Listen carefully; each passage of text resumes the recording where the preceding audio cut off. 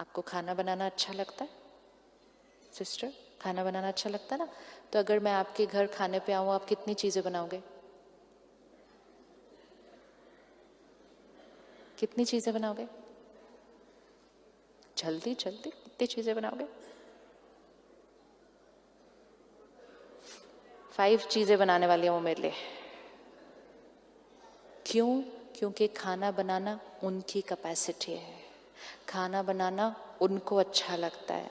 अब मैं प्यार से चली गई, मैंने नहीं बोला था 5 चीजें बनाओ, लेकिन उन्होंने अपनी क्षमता से बनाई, अपनी कैपेसिटी, अपने संस्कार।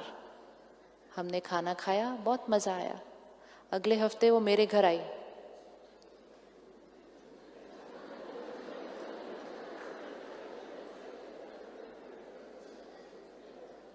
तो मैंने कहा चाय तो पी के आए होगे, 6 बज गए,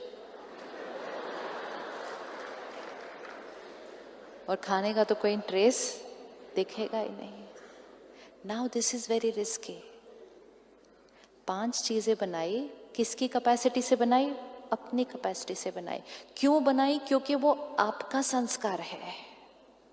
लेकिन आपने ये एक्सपेक्ट किया जब आप मेरे घर आएंगे तो मैं भी उतनी चीजें बनाऊंगी, और क्योंकि मैंने नहीं बनाई तो आप हर्ट हो गए, और आपने कहा इन्होंने मेरी डिसरिस्पेक्ट की, इन्होंने बनाया ही नहीं मेरे लिए कुछ। और फिर अगले महीने में आपके घर फिर से आई।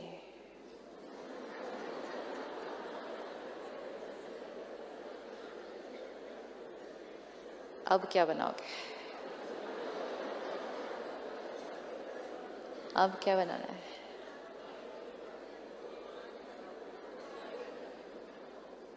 अब ये छोटी चीज लगती है ना खाना बनाना, इक्वेशन सारा दिन में देखे हैं।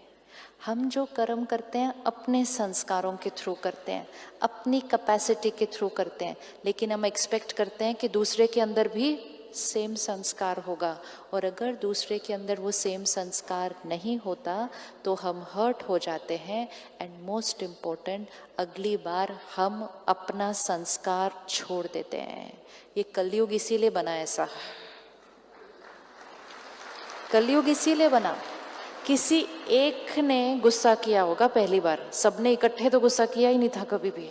किसी एक ने किया होगा, दूसरे ने कहा इसने मेरे साथ ऐसे बात की, मैं भी ऐसे बात करूंगा वापस, तो दूसरे ने किया, उन दोनों ने किया, तो उनको देखकर 5 ने किया, 5 ने किया, 500 ने किया। आज हम इस स्थिति पे पहुंच गए, हम गए ना गुस्सा करना तो नॉर्मल है। ये कलयुग किसने बनाया? किस किसने कलयुग को बनाने में योगदान दिया? हाथ उठाना। मैंने भी। सत्युग कौन बनाएगा?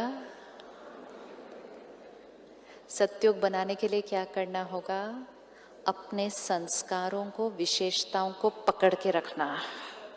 ये एक्सपेक्ट नहीं करना कि जो मेरी विशेषता है वो दूसरे के अंदर भी होनी चाहिए। मैंने उनको हेल्प की, जिस दिन वो प्रॉब्लम में थे मैंने अपना सब कुछ छोड़ा, मैं उनके पास गई, टाइम भी दिया, पैसे भी दिए, सब कुछ किया, और जिस दिन मुझे हेल्प चाहिए थी उन्होंने फोन भी नहीं उठाया। अब अगली बार वो फोन करें, देखते हो। अपनी विशेषता नहीं छोड़नी किसी के लिए। अगर हम सिर्फ अपनी विशेषताओं को पकड़ के रखेंगे सत्युग आ जाएगा। लेकिन अगर हम दूसरों को देख देख कर अपनी विशेषताएं छोड़ते जाएंगे, रिस्की क्यों होता है? हर एक के पास अलग अलग है। उनके पास खाना बनाने का संस्कार है, मेरे पास नहीं है, लेकिन मेरे पास कोई और विशेषता है जो उनके पास नहीं है। लेकिन क्योंकि मैंने नहीं खाना खिलाया, उन्होंने अपने खाना बनाने की विशेषता छोड़ दी। औरों की वजह से अपनी विशेषता छोड़ देते हैं।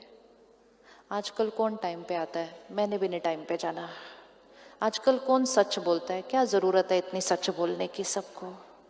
इतना एथिकल होने की क्या जरूरत है? आजकल तो बहुत कुछ चल रहा है। दूसरों को देख देख कर अपनी विशेषताएं, क्योंकि हमने एक्सपेक्ट किया जो मेरी विशेषता है वो सबके अंदर होगी, ऐसा होने वाला नहीं। एक्सपेक्टेशन नेचुरल है, एक्सपेक्टेशन नेचुरल है? नहीं। तो क्या नेचुरल है? एक्सेप्टेंस, कि उनकी विशेषता मेरी विशेषता अलग, उनका संस्कार मेरा संस्कार अलग। जब ये क्लैरिटी आ गई, मिसअंडरस्टैंडिंग का कोई कॉन्सेप्ट ही नहीं रहेगा। Misunderstanding means I don't understand your sanskar. Do not try and understand people's sanskars. हम सबके संस्कारों को नहीं समझ सकते। क्यों नहीं समझ सकते? क्योंकि हमारे पास वो संस्कार नहीं है जो हम दूसरे को समझ सकें। हमारी दादी प्रकाशमणि जी, वो कहती थी, मैंने कभी झूठ नहीं बोला। उन्होंने नहीं बोला था अपने जीवन काल में। तो वो कहते थे, मुझे समझ ही नहीं आता झूठ क्या होता है। Can't understand why? क्योंकि वो वाला संस्कार नहीं है। तो जो संस्कार मेरे पास नहीं होगा, मैं उस संस्कार को कभी अंडरस्टैंड नहीं कर सकती। तो हमें प्रॉब्लम ये होती है कि आप ऐसा कैसे कर सकते हो? I just can not understand. Please do not understand, because we can not understand. We don't have to understand, we have to accept कि उनका संस्कार अलग है।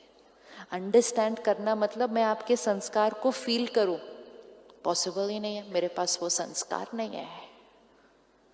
तो अंडरस्टैंडिंग शब्द को हटाते हैं और उसको रिप्लेस करते हैं कि आई एक्सेप्ट योर संस्कार। तो मिसअंडरस्टैंडिंग शब्द खत्म।